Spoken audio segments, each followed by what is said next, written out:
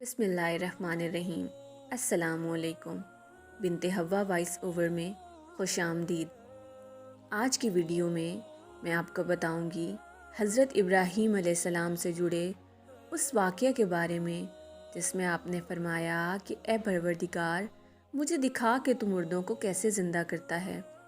اللہ نے قرآن مجید میں کافی مقامات پر حضرت ابراہیم علیہ السلام کو اپنا خلیل کہہ کر پکارا ہے۔ خلیل اس دوست کو کہتے ہیں جو دوستی میں خلل نہ آنے دے۔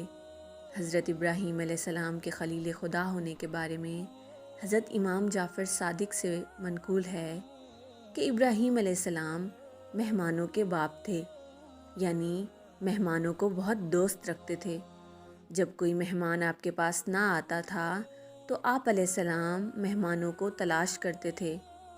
ایک روز گھر کے دروازے کو بند کر کے مہمان کی تلاش میں گھر سے باہر تشریف لے گئے۔ واپس آئے تو ایک شخص کو مکان میں دیکھا، فرمایا اے بندہ خدا کس کی اجازت سے اس گھر میں داخل ہوئے ہو؟ اس نے 3 مرتبہ کہا کہ اس مکان کے پروردگار کی اجازت سے۔ حضرت ابراہیم علیہ السلام سمجھ گئے کہ وہ حضرت جبرائیل علیہ السلام ہیں اور اپنے پروردگار کی حمد بجا لائے۔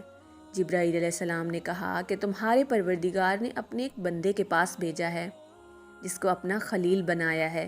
حضرت ابراہیم علیہ السلام نے فرمایا کہ مجھے اس شخص کے بارے میں بتائیں تاکہ میں زندگی بھر اس کی خدمت کروں۔ جبرائیل علیہ السلام نے فرمایا آپ ہی وہ شخص ہیں۔ پوچھا مجھ کو کیوں خلیل قرار دیا؟ جبرائیل علیہ السلام نے فرمایا اس لیے کہ تم نے کسی سے کسی چیز کا سوال نہیں کیا اور نہ کسی کے سوال کو رد کیا ہے۔ رسول خدا صلی اللہ علیہ وآلہ وسلم سے منقول ہے کہ اللہ نے حضرت ابراہیم علیہ السلام کو اس وجہ سے خلیل بنایا کہ لوگوں کو کھانا کھلاتے تھے اور رات کو اس وقت نماز ادا کرتے تھے جب سب سکون سے سو رہے ہوتے تھے۔ ایک دن حضرت ابراہیم علیہ السلام دریا کے کنارے سے گزر رہے تھے تو آپ کی نظر ایک ایسے مردار پر پڑی جو دریا کے کنارے پر پڑا ہوا تھا۔ دریائی اور خشکی کے درندے اسے کھا رہے تھے۔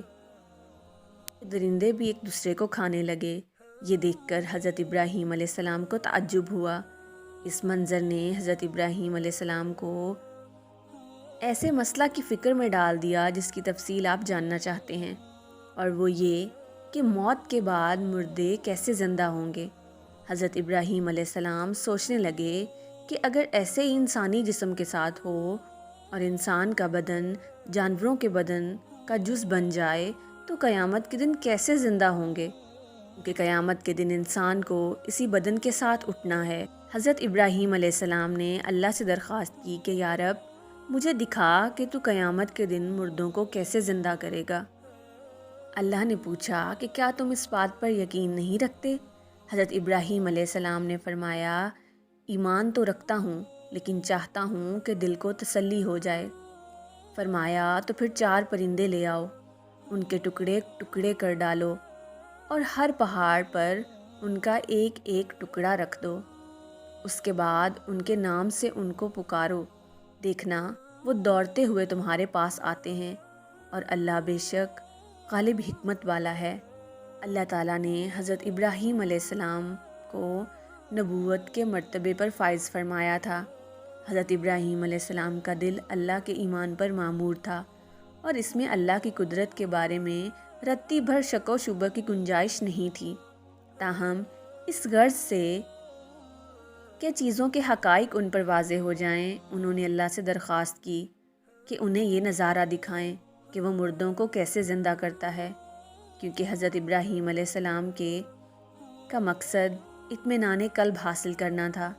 اس لیے اللہ نے ان کے پاس وحی بھیجی کہ 4 پرندے پکڑو، انہیں ذبح کرنے کے بعد ان کا قیمہ کرو اور اسے آپس میں ملا دو، پھر اسے چند حصوں میں تقسیم کرو اور ہر حصہ ایک پہاڑی پر رکھ دو۔ پھر ان پرندوں کو بلاؤ تاکہ وہ اللہ کے حکم سے زندہ ہو کے تمہارے پاس آ جائیں۔ حضرت ابراہیم علیہ السلام نے اللہ کے حکم پر عمل کیا اور ان کو ذبح کرنے کے بعد گوشت کا قیمہ ملا دینے اور ان کو تقسیم کرنے کے بعد پہاڑوں پر رکھ دیا۔ آپ علیہ السلام نے ان پرندوں کی چونچوں کو انگلیوں میں پکڑ لیا اور اپنے پاس دانہ اور پانی رکھ لیا۔ پھر ان پرندوں کا نام لے کر ان کو آواز دے کے خدا کے اذن سے زندہ ہو جاؤ۔ تو ان حیوانوں کے بعض اجزاء بعض کی طرف اڑے اور ان کے بدن درست ہوئے، ہر بدن اپنی گردن سے اور سر سے آ کر جڑ گئے۔ ابراہیم علیہ السلام نے ان کی چونچیں چھوڑ دی تو وہ پرندے اڑے، زمین پر بیٹھے اور اس دانہ میں سے دانہ اور پانی پیا اور کہا، اے پیغمبر خدا، آپ نے ہمیں زندہ کیا، خدا آپ کو زندہ رکھے۔ حضرت ابراہیم علیہ السلام نے فرمایا، نہیں، بلکہ اللہ مردوں کو زندہ کرتا ہے اور وہی ہر چیز پر قادر ہے۔ یوں حضرت ابراہیم علیہ السلام مردوں کو زندہ کرنے کی شکل میں قدرت کا یہ عظیم مظاہرہ اپنی آنکھوں سے دیکھا۔ ان کے دل کو جو پہلے ایمان سے مالا مال تھا، مزید ایمان سے پرنور ہوا۔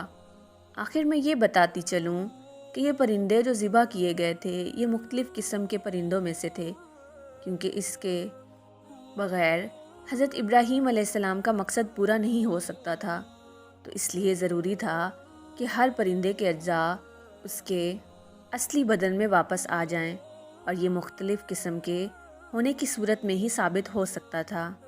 مشہور روایت کے مطابق وہ 4 پرندے مرغ، کبوتر، مور اور کوا تھے، اور جن پہاڑوں پہ ان کے اجزاء رکھے گئے تھے ان کی تعداد کا ذکر قرآن مجید میں نہیں ہے، لیکن روایات اہل بیت میں یہ تعداد 10 بتائی گئی ہے۔